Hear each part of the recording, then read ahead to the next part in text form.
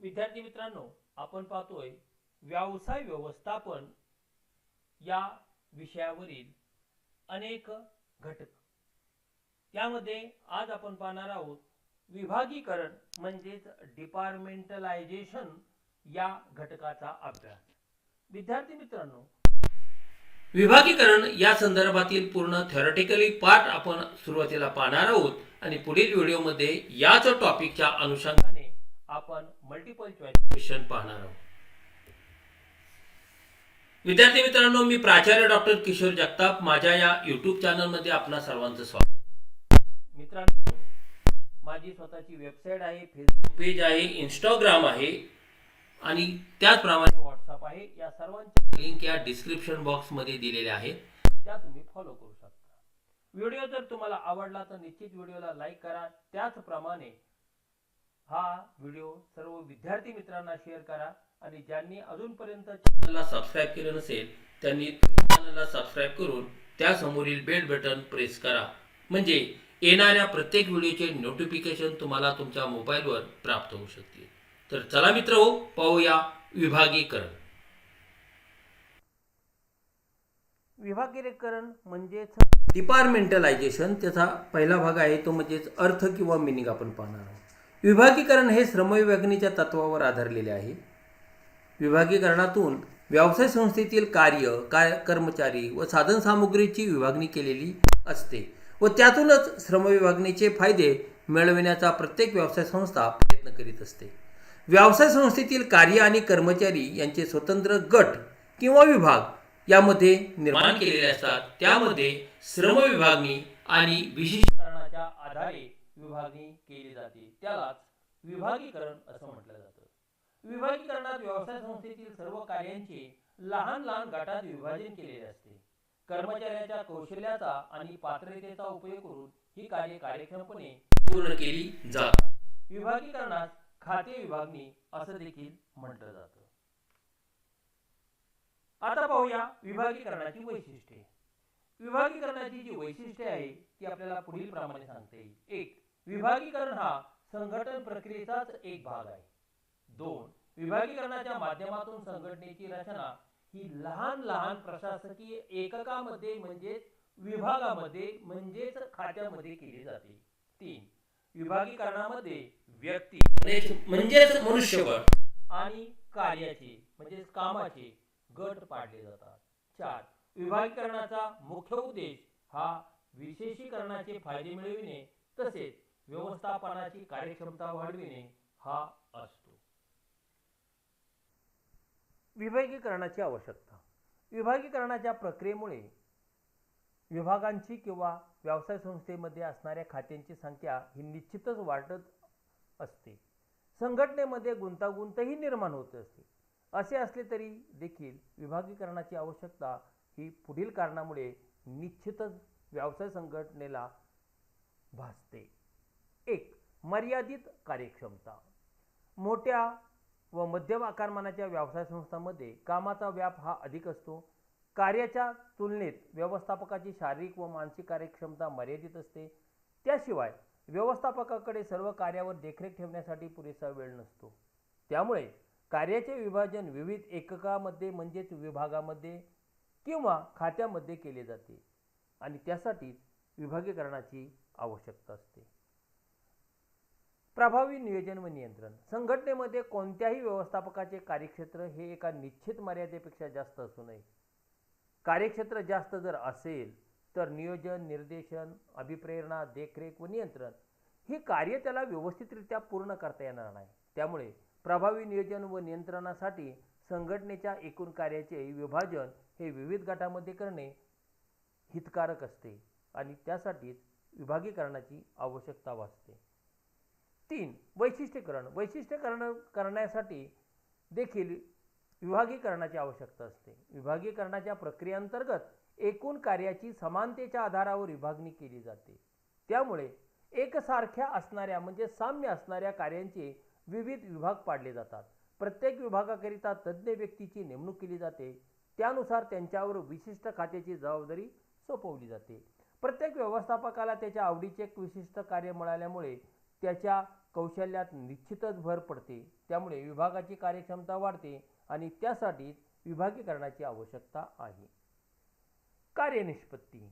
विभागीकरण करताना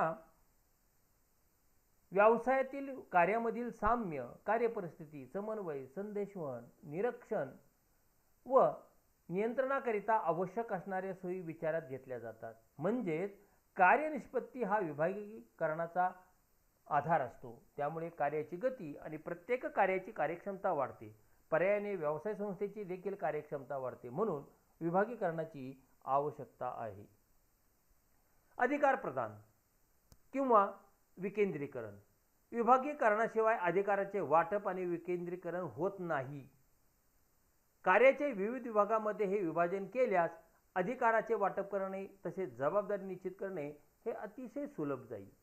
यामुळे अधिकाराचा दुरुपयोग किंवा जबाबदारी टाळण्याच्या प्रवृत्तीवर निर्बंध घालणे सहज शक्य होईल.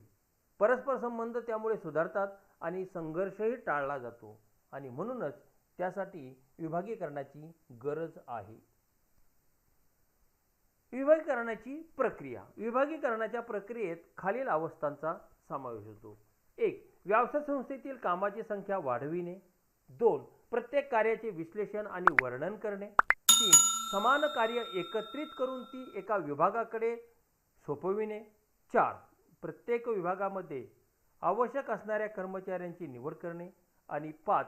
प्रत्येक विभागाच्या प्रमुखाचे अधिकार व जबाबदारी निश्चित करणे ही विभागीकरणाची प्रक्रियेतील अवस्था आहेत. विभागीकरणाचे प्रकार. एकंदरीत 10 प्रकार इथे पहा. कार्यानुसार विभागीकरण, वस्तूनुसार विभागीकरण, क्षेत्रानुसार विभागीकरण, प्रक्रियानुसार विभागीकरण, ग्राहकांनुसार विभागीकरण, वेळेनुसार विभागीकरण, यंत्रानुसार विभागीकरण, कार्यशक्तीनुसार विभागीकरण, संख्येनुसार विभागीकरण आणि संयुक्त किंवा मिश्र विभागे. या प्रत्येकाची माहिती आपण पुढील प्रमाणे सांगता येऊ शकेल.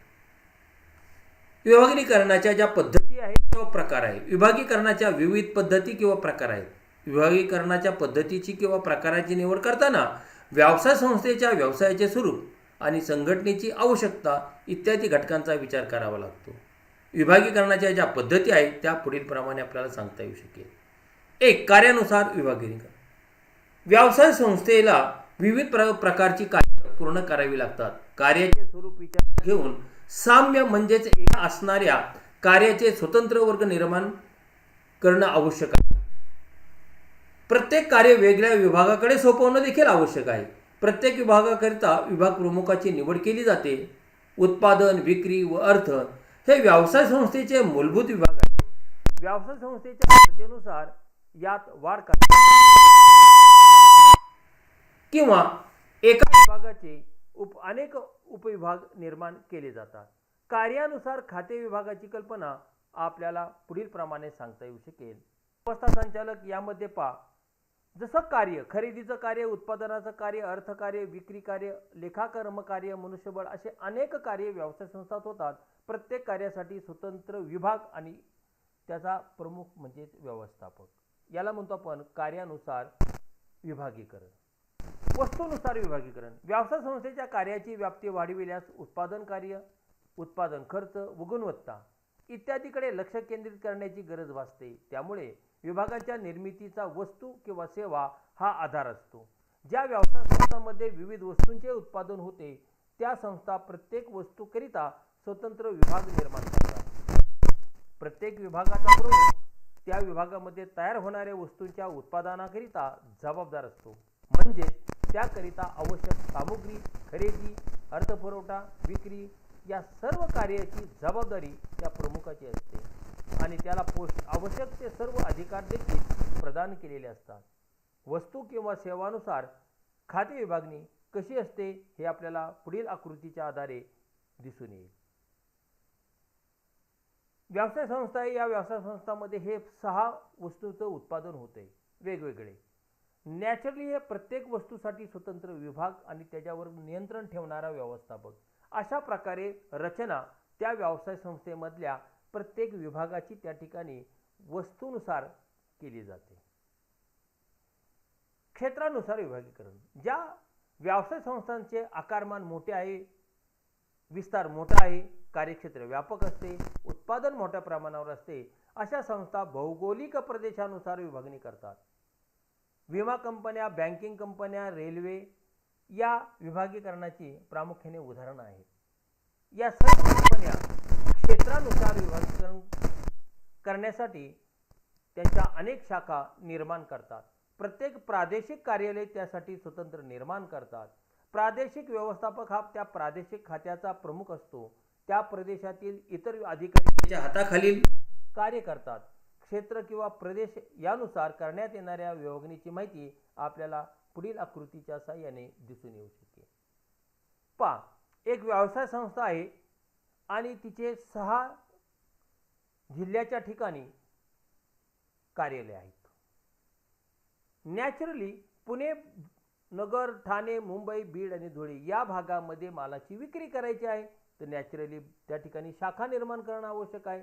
त्यासाठी शाखा व्यवस्थापकाची नेमणूक करायची आहे, त्याला अधिकार द्यावे लागतात आणि त्याला त्या विभागासाठी जबाबदार धरलं जातं. अशी प्रादेशिक किंवा विभागणी करत असताना ते जिल्हा वाईज, तालुका वाईज, राज्य वाईज तुम्हाला विभागणी करता येऊ शकेल. 4. प्रक्रियेनुसार विभागीकरण. उत्पादन कार्यात अनेक प्रक्रिया असल्यास उत्पादन विभागाची अंतर्गत विभागणी प्रक्रियेनुसार करावी लागते. उदाहरणादाखल आपण केलं, कापड उद्योग घेतला तर त्या कापड उद्योगात अनेक प्रक्रिया आहेत. कापड तयार होण्यासाठी सूत काढण्यापासून ते विक्रीपर्यंत.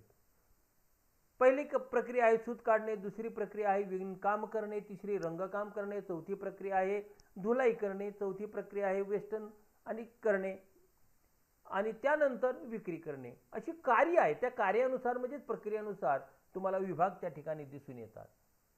अशा विविध प्रक्रियासाठी स्वतंत्र उपविभागांची रचना किंवा निर्मिती त्या व्यवसाय संस्थेत केली जाते.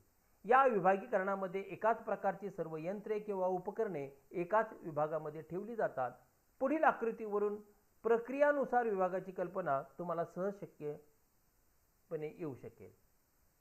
या ठिकाणी तेच उदाहरण आपण घेतलंय. सूत विभाग, विणकाम विभाग, रंगकाम विभाग, धुलाई विभाग एकमेकाचा तसा डायरेक्टली कुठलाही संबंध नाही. सूत विभाग त्याचा प्रमुख, तिचं काम फक्त सूतच तयार करणं, तो प्रमुख त्याला जबाबदार. अशा पद्धतीने प्रत्येक विभागाला त्या ठिकाणी प्रमुख दिला जातो आणि त्या विभागाला तो प्रमुख जबाबदार धरला जातो. ग्राहकानुसार विभागीकरण. ग्राहकानुसार विभागीकरण पद्धतीमध्ये कार्याचे वर्गीकरण ग्राहकांच्या प्रकारानुसार केले जाते. ग्राहकाचे जेवढे प्रकार तेवढे त्यात. स्त्री ग्राहक, पुरुष ग्राहक विभागणी. श्रीमंत ग्राहक, मध्यम ग्राहक, गरीब ग्राहक विभागणी. औद्योगिक ग्राहक, व्यापारी ग्राहक, शेतकरी ग्राहक वेगवेगळे. जसे ग्राहक तशी वर्गवारी त्या ठिकाणी केली जाते. आणि म्हणून म्हणतात ग्राहकानुसार वर्गीकरण पद्धतीमध्ये कार्याचे वर्गीकरण ग्राहकांच्या प्रकारानुसार केले जाते. ग्राहकांची विविध वर्गामध्ये किंवा गटामध्ये विभागणी केली जाते. त्यानंतर प्रत्येक गटासाठी स्वतंत्र खात्याची रचना केली जाते. उदाहरणार्थ एखादी बँक असेल तर त्या बँकेचे 3 ग्राहक आहेत. उत्पादक म्हणजे इंडस्ट्रियलिस्ट, व्यापारी आणि शेतकरी. अशा 3 गटामध्ये ग्राहकांची विभागणी केल्यास त्याला ग्राहकानुसार विभागणीकरण असं म्हटलं जातं. पुढील आकृतीवरून ते आपणास दिसून येऊ शकते. 2 ग्राहक घेतले, सर्वसामान्य ग्राहक आणि औद्योगिक ग्राहक. त्या ग्राहकांना वस्तूचा पुरवठा करणे, त्यांचे हिशोब ठेवणे, त्यांच्या तक्रारीचं निराकरण करणे. यासाठी या सामान्य ग्राहक विभागामध्ये सुद्धा असे उपविभाग आहेत, औद्योगिक ग्राहकामध्ये सुद्धा असे विभाग. त्यामुळे ग्राहकांच्या संख्येनुसार तुम्हाला किंवा प्रकारानुसार वर्गीकरण सांगता येऊ शकेल. वेळेनुसार विभागीकरण. व्यवसाय संस्थांमध्ये जनरली जर तुम्ही इंडस्ट्रीमध्ये पाहिलं तर तुम्हाला 3 शिफ्टमध्ये काम चालतंय. First shift, second shift, third shift. या 3 प्रकारामध्ये काम चालत असल्यामुळे 3 विभाग झाले का नाही. मग पहिल्या विभागासाठी एक व्यवस्थापक, दुसऱ्या शिफ्टसाठी एक व्यवस्थापक, तिसऱ्या शिफ्टसाठी एक व्यवस्थापक, त्याचा कंट्रोल नियंत्रण त्या विभागावर म्हणजे त्या शिफ्टवर. आता इथे ती शिफ्ट म्हणजेच पाळी म्हणजेच एक विभाग झाला. त्याच्यावर त्या ठिकाणी आहे. सकाळ पाळी, दिवस पाळी, रात्र पाळी. त्यावर त्या विभागाचा जो काही प्रमुख आहे, सकाळ शिफ्टचा जो काही प्रमुख आहे, तो व्यवस्थापक आहे, त्याचं सकाळ पाळीवर नियंत्रण. रात्र पाळीवर असणाऱ्या व्यवस्थापकाचं रात्र पाळीवर नियंत्रण. पुढील आकृती तुम्हाला ते अधिक स्पष्टपणे समजून येईल. सकाळ पाळी, दुपार पाळी, रात्र पाळी, 3 व्यवस्थापक आहेत. त्याचे टायमिंग आहे, त्या टायमिंगला तो त्या ठिकाणी जबाबदार आहे. हे झालं वेळेनुसार विभागीकरण. वाटप यंत्रणेनुसार विभागीकरण. व्यवसाय संस्थेचा आकारमान मोठा असल्यास उत्पादक आणि उपभोक्ता यांचा प्रत्यक्ष संबंध शक्य नसतो. अशा वेळी वस्तूंच्या वाटपासाठी विविध मार्गांची निवड केली जाते. विभागांची रचना देखील वाटप यंत्रणेच्या आधारे केली जात असते. प्रत्येक वाटप मार्गाकरिता स्वतंत्र खाते किंवा विभाग निर्माण केलेले असतात. या प्रकारच्या विभागीकरणामुळे वाटप पद्धतीवर प्रभावी नियंत्रण ठेवणे सहज शक्य होते. वस्तूच्या वाटपाचे कार्य सुलभ होते. मात्र विविध विभागांमध्ये समन्वय साधणे हे अवघड असते. 8. कार्यशक्ती गटानुसार टास्क फोर्स विभागीकरण. जेव्हा एखाद्या व्यक्तीच्या गटाकडे विशिष्ट कार्याची पूर्ण जबाबदारी सोपवली जाते तेव्हा त्याला कार्यशक्ती गट टास्क फोर्स असे म्हणतात. उदाहरणार्थ पहा, नैसर्गिक आपत्ती आलेली, पूर आलेले आहे, तिथं काही तुम्हाला जर मदत कार्य पाहिजे नसेल तर ते गट निर्माण केला जातो, त्याला कार्यशक्ती गट. भूकंप झाला, तिथं मदत करण्यासाठी कार्यगट. एखादी कुठल्या तरी अचिव्हमेंट करायची आहे, ती पूर्ण करण्यासाठी, ते उद्दिष्ट साध्य करण्यासाठी एखादा गट निर्माण केला, की त्यांचं काम तेवढंच आहे. तेवढं टास्क म्हणजेच कार्य पूर्ण करण्यासाठीच तो गट आहे. ते कार्य संपलं की ते गट हे ऑटोमॅटिक बंद होतं.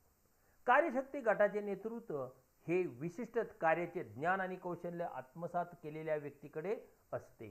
कार्यशक्ती गट व्यवसाय संस्थेची उद्दिष्टे साध्य करण्यासाठी सतत प्रयत्नशील असतो. कार्यशक्ती गटातील सदस्यांना विशिष्ट कार्यासाठी पूर्ण स्वातंत्र्य दिलेले असते. विशेष प्रकारचे प्रकल्प पूर्ण करण्याकरिता ही पद्धत अतिशय उपयुक्त आहे. 9. संख्येनुसार. कर्मचाऱ्यांच्या किंवा विभागांच्या संख्येनुसार. उदाहरणार्थ 5 कर्मचाऱ्यांचा एक गट, 10 कर्मचाऱ्यांचा एक गट, 15 कर्मचाऱ्यांचा एक गट, 50 कर्मचाऱ्यांचा एक गट, असे गट केलेले असतात आणि त्या गटाला काम सोपवलेलं असतं. विद्यार्थी मित्रांनो, तुम्हाला माहिती असेल आपल्याकडे राष्ट्रीय सेवा योजनेमध्ये पहा, ज्यावेळेस तुम्ही शिबिराला जाता त्यावेळेस तिथे गट तयार केले असतात. या गटाला हे काम, दुसऱ्या गटाला दुसरं काम, तिसऱ्या गटाला तिसरं काम, संख्येनुसार 5-5 किंवा 10-10 मुलांचा एक गट केला जातो. त्यांनी तेवढं काम त्या ठिकाणी करायचं आणि म्हणून आपल्याला इथं असं म्हणता येईल, संख्येनुसार विभागीकरणाच्या पद्धतीनुसार कर्मचाऱ्यांची वर्गवारी किंवा गटामध्ये विभागणी संख्येनुसार केली जाते. 10 किंवा 15 कर्मचाऱ्यांचा एक गट किंवा वर्ग तयार करणे. अर्थात कनिष्ठ स्तरावरील संघटनेमध्ये या पद्धतीनुसार वर्गवारी केली जाते. ज्या व्यवसाय संस्थेत अकुशल कामगारांची संख्या अधिक असते आणि समन्वयाची गरज असते, अशा व्यवसाय संस्थेत या पद्धतीनुसार कामगारांचे गट पाडले जातात. श्रमिकांची संख्या अधिक असणाऱ्या आणि यंत्राचा वापर अगदीच मर्यादित असणाऱ्या उद्योगामध्ये ही पद्धत अतिशय उपयुक्त आहे. 10. संयुक्त किंवा मिश्र विभागीकरण. विभागीकरणाच्या विविध पद्धतीच्या वरील विवेचनावरून आपल्याला असं लक्षात येईल की प्रत्येक पद्धतीमध्ये काही गुण दोष आहेत. तर प्रत्येक पद्धतीमध्ये काही विशिष्ट गुण आहेत. त्यामुळे व्यवसाय संस्थेच्या व्यवस्थापनात कोणत्याही एका पद्धतीऐवजी एकापेक्षा अधिक पद्धतीचे संयुक्तीकरण केले जाते. व्यवसाय संस्थेला आपली उद्दिष्टे साध्य करायची असतात. त्यासाठी कोणताही आधार घेऊन विशिष्ट पद्धत व्यवसाय संस्थेला स्वीकारता येते. 2 किंवा त्यापेक्षा अधिक पद्धतीच्या गुणवैशिष्ट्ये यातून साकारलेली ही संयुक्त किंवा मिश्र विभागीय पद्धत होय. या पद्धतीचा सुद्धा स्वीकार व्यवसाय संस्था करू शकतात. आता पाहणार आहोत आपण ते म्हणजे विभागीकरणाचे घटक. कोणत्या घटकाचा इफेक्ट या विभागीकरणावर होतो किंवा विभागीकरण करताना कोणते घटक व्यवस्थापकाने त्या ठिकाणी विचारात घेणं आवश्यक आहे. 7 घटक आहेत. वैशिष्ट्यीकरण, समन्वय, नियंत्रण, दक्षता, काटकसर, स्थानिक परिस्थिती आणि मानवी संबंध. याची थोडक्यात सविस्तर माहिती आपण त्या ठिकाणी पुढील प्रमाणे पाहूया. संघटनेची कार्यक्षमता विभागांच्या रचनेवर अवलंबून असते. विभागीकरण हा संघटनेचा आधार असल्यामुळे विभागांच्या रचनेसंबंधी निर्णय घेताना पुढील घटकांचा विचार करणे हे गरजेचे असते. 1. वैशिष्ट्यीकरण. वैशिष्ट्यीकरणामुळे विशिष्ट व्यक्तीला ठरवून दिलेली कार्य करावी लागतात. त्यामुळे कार्यकौशल्य प्राप्त होऊन कार्यक्षमता वाढते. 2. समन्वय. सामान्य उद्दिष्टे साध्य करण्यासाठी विविध कार्यामध्ये समन्वय साधणे हे गरजेचे असते. समन्वय साधण्यासाठी विविध कार्यांचे गट पाडताना प्रचंड काळजी घेणे आवश्यक आहे. विविध गटांच्या नियंत्रणाची जबाबदारी एकाच व्यक्तीवर सोपविल्यास समन्वय साधणे सहज शक्य होते. 3. नियंत्रण. विविध विभागावर प्रभावी नियंत्रण प्रस्थापित करणे महत्त्वाचे असते. याकरिता कार्याची विभागणी ही एक विभाग दुसऱ्या विभागावर नियंत्रण ठेवू शकेल, इंटरनल कंट्रोल ज्याला आपण म्हणतो अशा प्रकारे केली जाते. प्रत्येक विभागाची कार्यनिश्चिती केली जाते. ही कार्य पूर्ण करण्याची जबाबदारी त्या विभाग प्रमुखावर सोपवलेली असते आणि ठरवून दिलेली कार्य अपेक्षेप्रमाणे न झाल्यास विभाग प्रमुखाला जबाबदार धरले जाते. 4. दक्षता.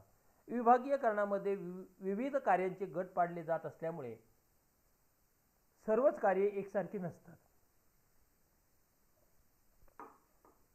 4. दक्षता. विभागीयकरणामध्ये विविध कार्यांचे गट पाडले जातात, परंतु सर्वच कार्ये एकसारखी नसतात. जे कार्य अधिक महत्त्वाचे असतील त्या कार्यगटावर अधिक लक्ष केंद्रित करणे आवश्यक असते. कार्याचे महत्त्व हे व्यवसाय संस्थेचे उद्दिष्टावरून ठरविता येते. 5. काटकसर. व्यवसाय संस्थेमध्ये विभाग किंवा उपविभागांची रचना करताना त्यावर खर्च करावा लागतो. विभागांच्या निर्मितीवर खर्च करताना त्या विभागापासून मिळणाऱ्या संभाव्य फायद्यांचा विचार करणे आवश्यक असते. होणारा खर्च आणि मिळणारे फायदे यामध्ये समतोल साधण्याची आवश्यकता असते. 6. स्थानिक परिस्थिती. विभागीकरण करताना स्थानिक परिस्थितीचा विचार करणे देखील तेवढेच महत्त्वाचे आहे. स्थानिक परिस्थितीमध्ये मनुष्यबळ उपलब्धता, औपचारिक संबंधाच्या विकासाची संभावना, ग्राहक इत्यादी घटकांचा समावेश होतो. आणि 7. मानवी संबंध. विभागीकरण करताना केवळ तांत्रिक बाबींवरच लक्ष न देता मानवी संबंधांचा विचार करणे सुद्धा तेवढेच गरजेचे आहे.